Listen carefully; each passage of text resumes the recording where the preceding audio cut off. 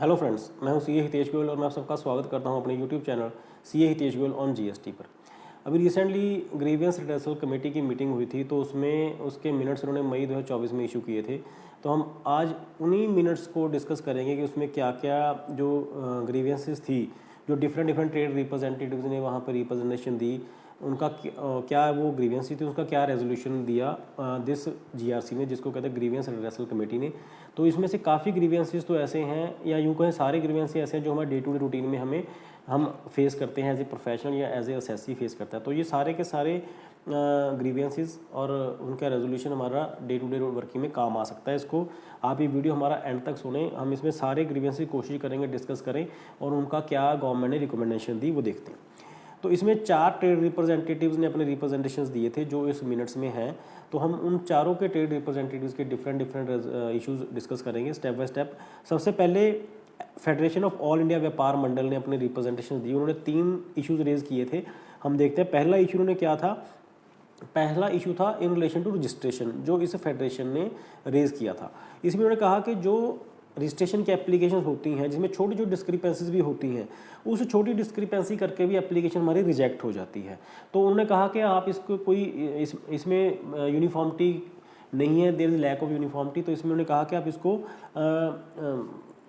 Further इसको uniformity लाई जाए इसमें, सो दैट रजिस्ट्रेशन के प्रोसेस में को हैम्पर ना हो या रजिस्ट्रेशन का प्रोसेस नॉर्मल स्मूथ रन हो सके। उन्होंने कहा कि there is a lack of uniformity in the acceptance of supplementary document. जब कोई असेसिंग ऑफिसर, जो कोई ऑफिसर डॉक्यूमेंट मांगता है, वो हर ऑफिसर अलग अलग डॉक्यूमेंट डिमांड करता है for a particular single thing. एक चीज़ की रिक्वायरमेंट के लिए कोई ऑफिसर ए डॉक्यूमेंट ए मांगेगा, सेकंड ऑफ डॉक्यूमेंट बी मांगेगा, थर्ड ऑफ डॉक्यूमेंट सी मांगेगा।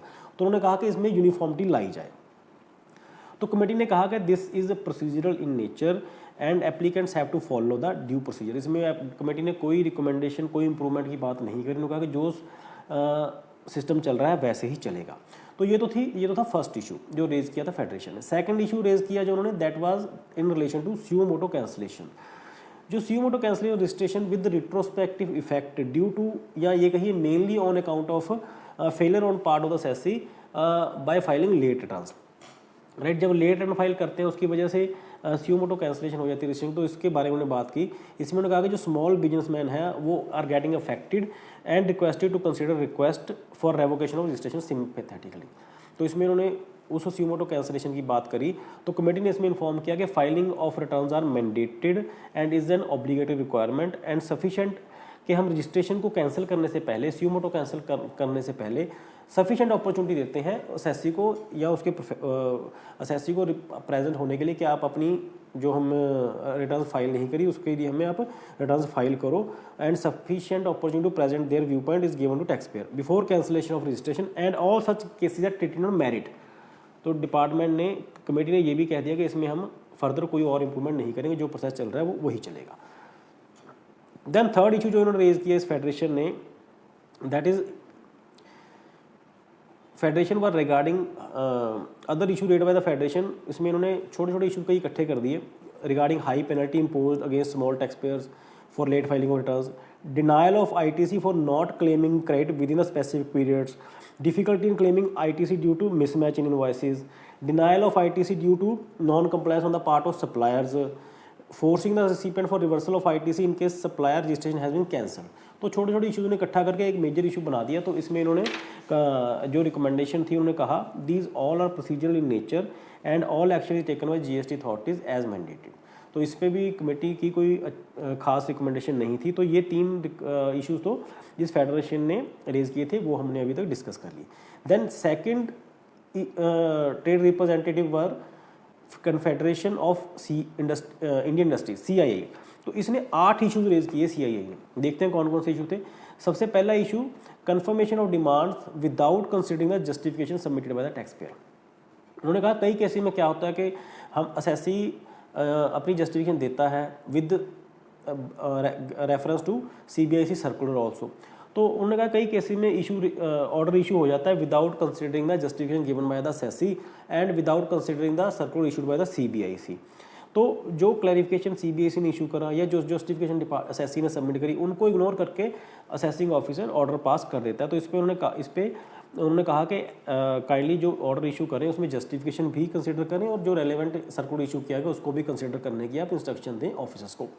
तो कमेटी ने इसमें कहा कि submissions of notice are taken into consideration every time before passing any adverse orders, and in case there is a lapse then on the part of issuing authority then such order is liable to be set aside at the appellate authority। वो definitely हम अभी भी appeal file करते हैं अगर कोई हमारा order ऐसा अगेंस्ट हुआ जिसमें हमारी सबमिशंस कंसिडर नहीं होती या गवर्नमेंट का कोई सर्कुलर को कंसिडर नहीं किया जाता, तो हम पहले भी अपील ही करते हैं। तो इसमें भी कमेटी ने यही कहा कि आप अपील फाइल कर सकते हैं।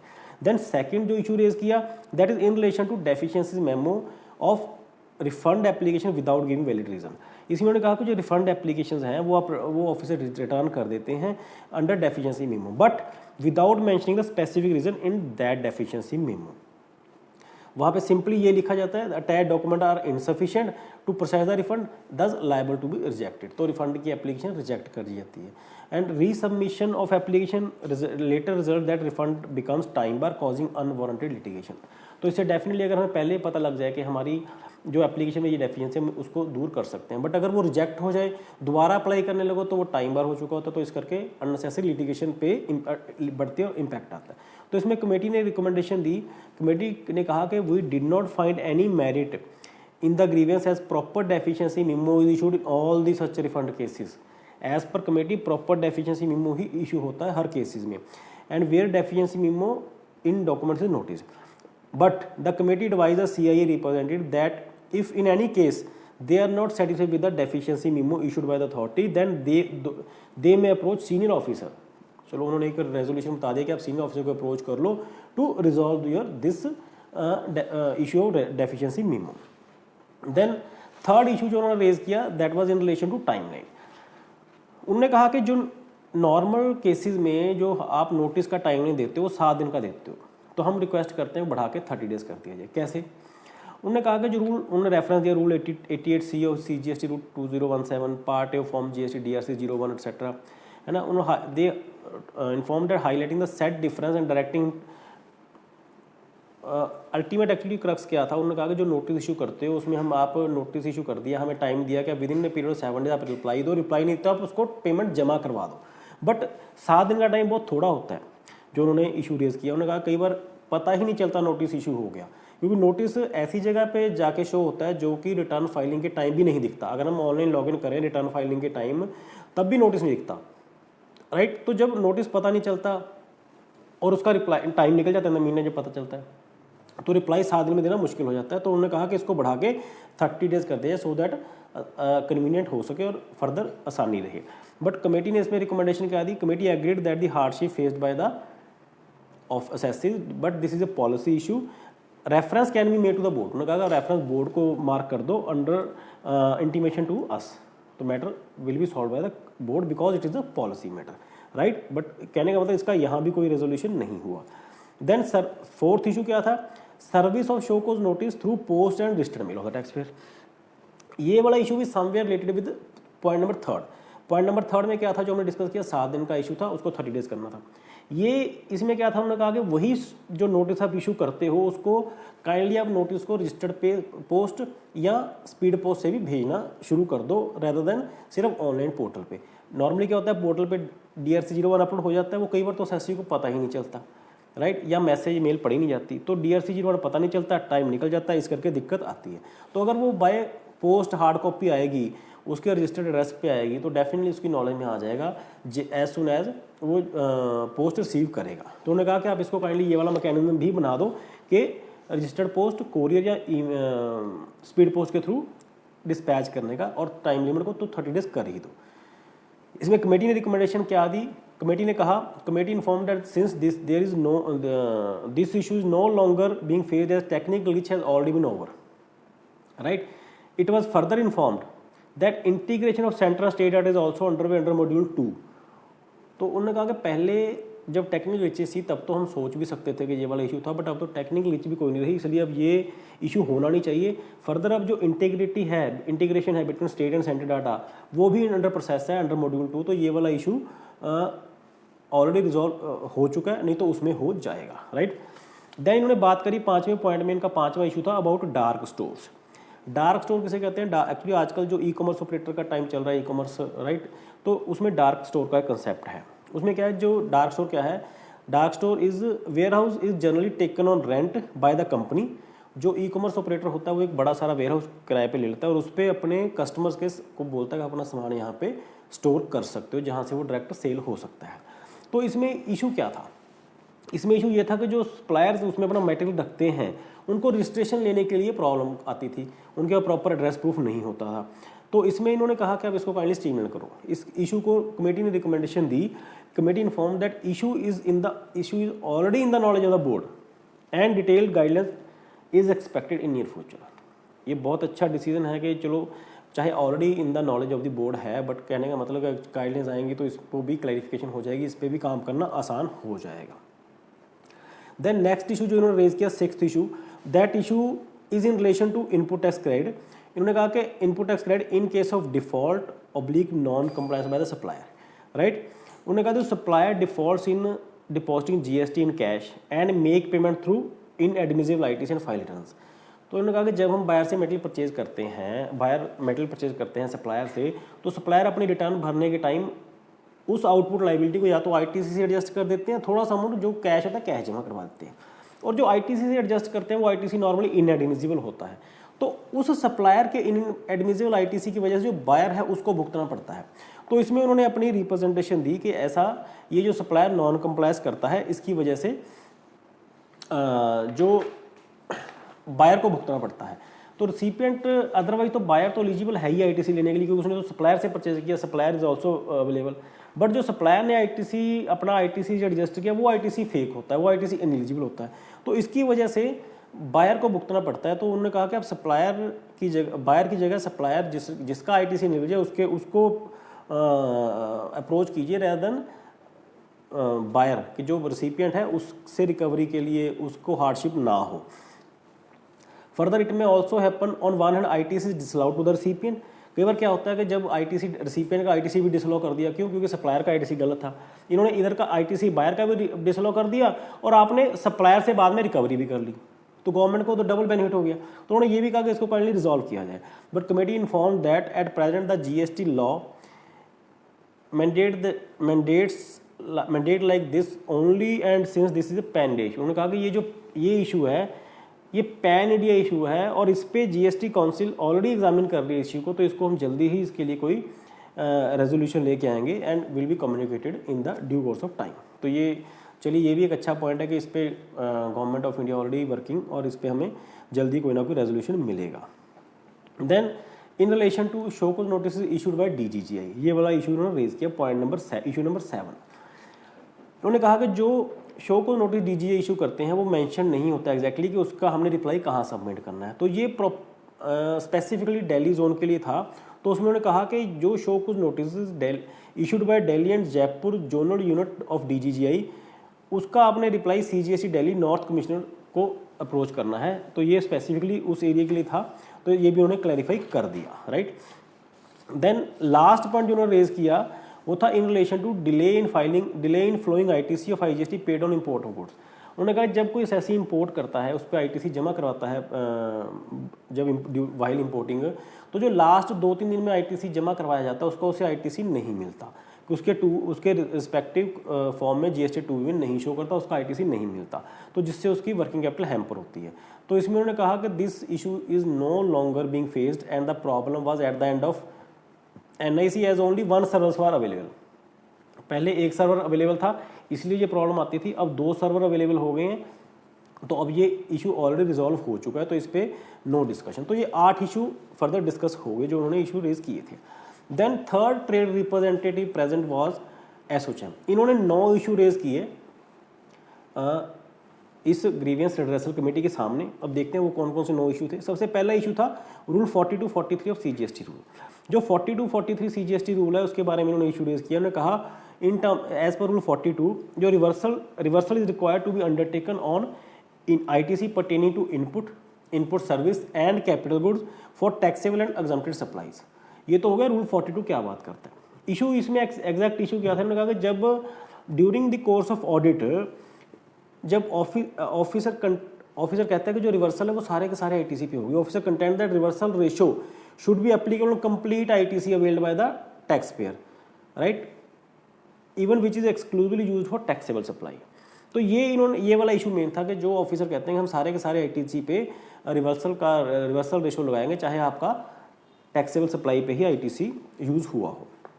देन इस पर उन्होंने एक रिकमेंडेशन दी, committee inquired whether there was any specific case referred by the trade body and advise them to approach the concerned officer with specific cases और नेसेसरी गाइडलाइन। उन्होंने कहा कि अगर कोई आपका स्पेसिफिक केस है तो आप सीनियर ऑफिसर को अप्रोच कर सकते हो फॉर रेजोल्यूशन, अदरवाइज नॉर्मली कहते हैं ऐसा नहीं है, 42 43 उसके हिसाब से ही डिसीजन लिया जाता है जो एक्चुअल रूल है। Then second issue raised by ASSOCHAM was in context to section 74। Section 74 उन्होंने उसमें कहा कि जो एक्चुअली क्या है, सेक्शन 74 में नोटिस इशू करने का टाइम लिमिट ज़्यादा है as compare to time limit mention in section 73, right. तो इन्होंने कहा कि जो ऑफिसर्स हैं टाइम लिमिट का बेनिफिट लेने के लिए 74 में शो को नोटिस इशू कर देते हैं रेदर देन 73, तो इस पर भी काइंडली क्लैरिफिकेशन की जाए। तो committee inform that issuance of show cause notice under section 73-74 depends upon the findings of the audit team. ऐसा नहीं है कि हम ऐसे इशू करते हैं, उन्होंने कहा कि हम ऑडिट टीम की फाइंडिंग्स के बेस के ऊपर ही 73-74 का नोटिस इशू करते हैं एंड रूटीन मैनुअल में 74 का शो कोज नोटिस नहीं इशू किया जाता। But in any case before issuance of show cause notice in DRC 01 response of the tax payer to the finding of department is sought in DRC 01A and उसकी examination के बाद ही ये show cause notice issue किया जाता है और section भी तभी डिसाइड किया जाता है। तो इस पर भी उन्होंने कहा कि no further action, no further clarification required. उन्होंने कहा जो प्रोसेस चल रहा है इक्वली गुड चल रहा है, right. Then next issue raised was in relation to schedule 1 of CGST act 2007। Schedule 1 जो schedule 1 in terms of schedule 1 of CGST act supply of goods and services और बोथ बिटवीन रिलेटेड पार्टी और distinct parties shall constitute as supply even if made without consideration. तो इस case में क्या होता है कि जो हेड ऑफिस है वो ब्रांच ऑफिस को क्रॉस चार्ज में आईटीसी ट्रांसफर कर देता है, कोई मंथली, कोई क्वार्टरली, कोई हाफ ईयरली, कोई एनुअली। तो इसमें इशू क्या था, इसमें इशू जो इन्होंने कहा कि जो ऑफिसर्स हैं वो कहते हैं कि आपने monthly, quarterly, half yearly, annually में नहीं करना, आपने सिर्फ और सिर्फ मंथली में ही करना है। तो काइंडली इसको भी क्लैरिफाई कर दीजिए। तो इसमें ग्रीवेंस रिड्रेसल कमेटी ने कहा कि अगर आपके पास कोई कॉन्ट्रैक्ट है तो आप पीरियड मेंशन इन कॉन्ट्रैक्ट के हिसाब से कर सकते हो। वहाँ पे क्वार्टरली मेंशन है क्वार्टरली कर लो, हाफ ईयरली मेंशन है हाफ ईयरली कर लो, ईयरली मेंशन है ईयरली कर लो। बट अगर कॉन्ट्रैक्ट नहीं है तो आपको ये वाली क्रॉस चार्ज की ट्रांजैक्शन मंथली ही करनी पड़ेगी। तो ये भी उन्होंने क्लैरिफाई कर दिया। Then next issue raised was in relation to special audit under section 66।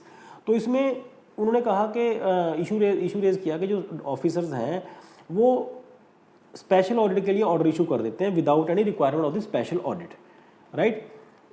जबकि कहीं पे कोई रिक्वायरमेंट नहीं है तब भी ऑडिट कर दिया, स्पेशल ऑडिट का ऑर्डर इशू कर दिया। जहाँ पे है वहाँ तो चलो होना ही होना, जहाँ पे रिक्वायरमेंट नहीं है वहाँ भी स्पेशल ऑडिट का आप नोट ऑर्डर इशू कर दे, तो इसको अवॉइड करवाएं। तो इसमें उन्होंने रिकमेंडेशन दी कि special audit is not a routine exercise and is resorted to for determining the tax liability only in cases where complex issues are involve. उन्होंने कहा हम ऑडिट वहीं करवाते हैं जहाँ पे हमें लगता है, जहाँ पे कॉम्प्लेक्स इशूज हैं या जहाँ पे कोई नए चेंजेस निकल के सामने आते हैं ड्यूरिंग ऑडिट, तो अदरवाइज नहीं करवाते, right. Then next issue was in relation to pre deposit through ITC. हम प्री डिपॉजिट अगर हमने कोई अपील फाइल करनी है तो हमें जीएसटी में प्री डिपॉजिट करवाना पड़ता है। तो इशू ये था कि अगर हम प्री डिपॉजिट अगर हम आईटीसी से करवा दें तो ऑफिसर हमारी अपील रिजेक्ट कर देते हैं। आप इस पर क्लैरिफाई करो। तो उन्होंने जीआरसी ने क्लैरिफाई किया कि ऐसा नहीं है कि प्री डिपॉजिट आपने कैश ही करवाना है, आप प्री डिपॉजिट कैश भी करवा सकते हो, आईटीसी के थ्रू भी करवा सकते हो, और अगर आपका कोई ऐसा केस रिजेक्ट हुआ है तो आप उसको ऑफिसर की नॉलेज में लाओ, हम उसको कंसिडर कर लेंगे। मीनिंग देयर बाय ये बहुत अच्छा डिसीजन इन्होंने इसमें रिकमेंडेशन दी कि अगर कोई आपने प्री डिपॉजिट क्रेडिट से भी करवा दिया तो हमारा वो appeal is liable to be accepted and not liable to be rejected, right. तो ये बहुत अच्छी रिकमेंडेशन दी इन्होंने। Then next issue is in relation to audit proceedings through offline mode, issuance of DRC 01 without confirming observation under ADT 02 and issuance of DRC 01 without issuing DRC 01A। उन्होंने कहा these all are generic in nature and not nothing specific is there and requested to bring up the specific cases। अगर कोई है तो committee आप हमें knowledge में लाएं, हम इसको कंसिडर कर लेंगे। Next issue 7th point raise किया कि कई बार क्या उन्होंने कहा कि audit by GST department and CAG simultaneously causing hardship to the tax payer. ये इशू कहा कि एक ही बार में इकट्ठा कई बार CAG वर्ड कर रहा होता है, डिपार्टमेंट वर्ड कर रहा है, इस कोई हार्डशिप क्रिएट करता है, तो काइंडली आप इसका भी कोई मैकेनिज्म बनाएं। तो डिपार्टमेंट ने कमेटी ने कहा कि CAG is having constitutional mandate to conduct audit of taxpayer and this grievance is beyond the scope of discussion before the committee। तो उन्होंने ये तो सीधे से खारिज ही कर दिया। Then next issue raised in relation to refund। उन्होंने कहा refund sanctioned but amount not credited, demand of CS certificate by officers even in cases where refund is filed for unutilized ITC against export made by taxpayer and rejecting the refund while same is specifically excluded in terms of proviso to Rule 89M of CGST Rule 2017। Offline servicing DRC 07 due to which the taxpayer is not able to file appeal online। तो इसमें इन्होंने इस issue के relating committee ने recommendation दी। The committee requested to present specific case before the committee and also advise to take up the matter with concern jurisdiction officer. उन्होंने कहा अगर कोई स्पेसिफिक केस है तो आप उसको डिस्कस कर लीजिए ऑफिसर के साथ, otherwise this is not a routine matter.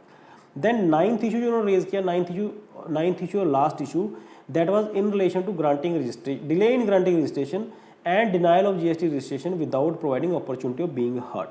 इसमें उन्होंने कहा, इसमें रिकमेंडेशन दी कमेटी ने, committee inform that specific timeline had been fixed.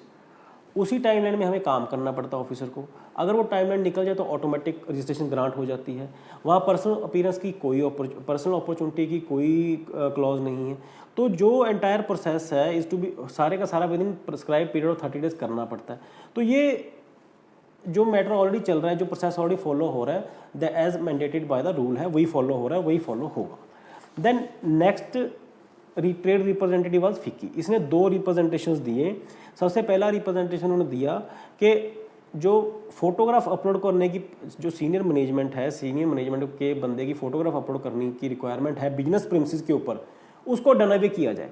तो कमेटी ने कहा कि ऐसी कोई रिक्वायरमेंट ही नहीं है जहाँ पे हमने कहा हो कि आप सीनियर मैनेजमेंट पर्सोनल की फ़ोटो अपने बिजनेस प्रेमिसेस पे लगा के रखो।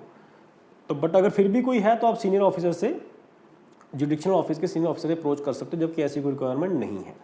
देन उनका सेकंड इशू था कि what is the relevant date for payment of interest in respect of wrongly availed ITC। तो अगर कोई आपने ITC रॉन्गली अवेल कर लिया, उसकी पेमेंट ऑफ इंटरेस्ट की डेट किस डेट से लगेगी। तो उन्होंने कहा अगर आपने जिस डेट से ITC वो यूटिलाइज कर लिया उस डेट से आपने ब्याज देना है, अदरवाइज नहीं देना। मान लीजिए अगर मैंने ITC रॉन्गली अवेल तो कर लिया, यूटिलाइज नहीं किया, वो मेरा ITC एज इट इज़ पड़ा है, तो मैं उस पर ब्याज नहीं दूंगा। बट अगर मैंने उसको अवेल कर लिया और 6 महीने में यूटिलाइज कर लिया तो मेरी ब्याज 6 महीने बाद वाली डेट से शुरू होगा। तो ये सारी की सारी रिकमेंडेशंस जो 4 ट्रेड रिप्रेजेंटेटिव्स ने दी थी और जो उस पर रिकमेंडेशन दी कमेटी ने, वो सारी हमने आज अपने इस वीडियो में डिस्कस करने की कोशिश करी। वीडियो थोड़ा लंबा भी बन गया उस कंटेक्स्ट में, क्योंकि सारी रिप्रेजेंटेटिव की सारी रिकमेंडेशन इश्यूज़ और सारी रिकमेंडेशन डिस्कस करनी थी। तो इसमें हमारे जो डे टू डे की है वो काफ़ी ज़्यादा कवर होगी। फर्दर हमें उम्मीद है आपको हमारा ये वीडियो पसंद भी आया होगा। Further I request all the members to like my video and subscribe my YouTube channel CA Hitesh Gul on GST। Thank you very much.